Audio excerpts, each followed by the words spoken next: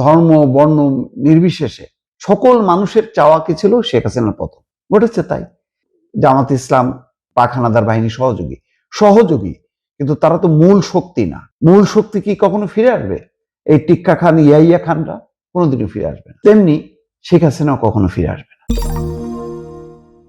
Fascist শাসকের পতনের পর তাকে আবার ক্ষমতা বা রাজনীতিতে ফিরিয়ে আনা যায় না।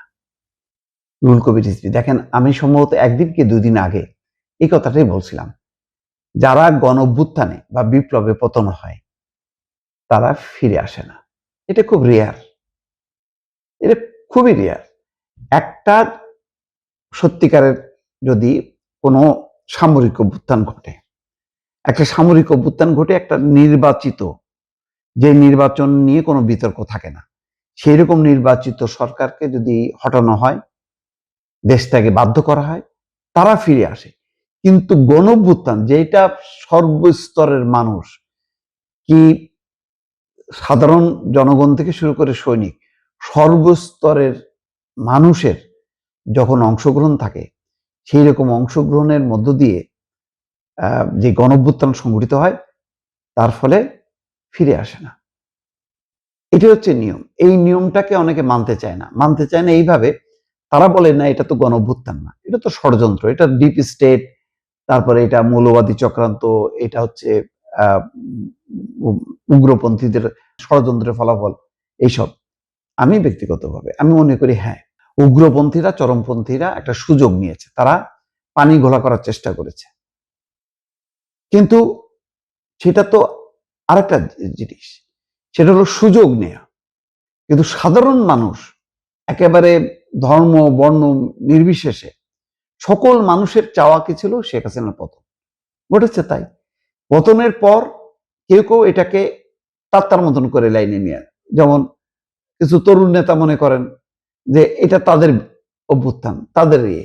জামাত মনে করে যে না, এটা তো এই তরুণরা তো আমাদেরই অংশ, এটা আমরা করেছি। বিএনপি কখনো নিজের দাবি করে না, বিএনপি সবসময় বলে যে এটা মানুষের অভ্যুত্থান, একক কোনো দলের কোনো ভূমিকা নেই।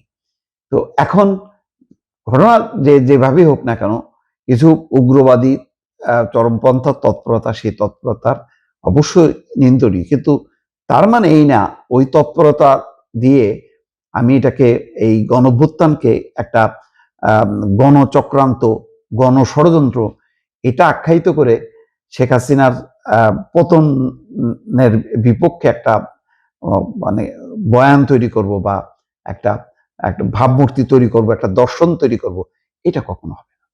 এটা রুহুল কবির রিজভী ঠিকই বলেছেন। তিনি বলছেন যে ফ্যাসিস্টের পতন হলে পরে তাকে ফেরত আনা যায় না। যে রক্তের আলপনা সে এঁকেছে, সেই রক্তের আলপনা মাড়িয়ে আবার সে এই দেশে রাজনীতি করবে, এটা কি করে সম্ভব? এটা সেই দেশ, যে দেশ বারবার প্রতিরোধ করতে জানে।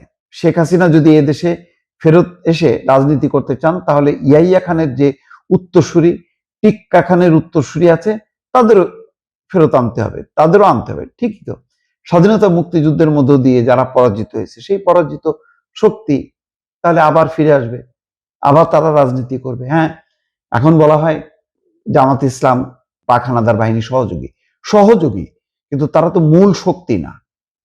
মূল শক্তি কি কখনো ফিরে আসবে? এই টিক্কা খান, ইয়াইয়া খানরা কোনোদিনও ফিরে আসবে না। তেমনি শেখ হাসিনাও কখনো ফিরে আসবে না। এটা যাদের মানতে কষ্ট হয়, তারা ইতিহাস থেকে শিক্ষা নিতে পারে।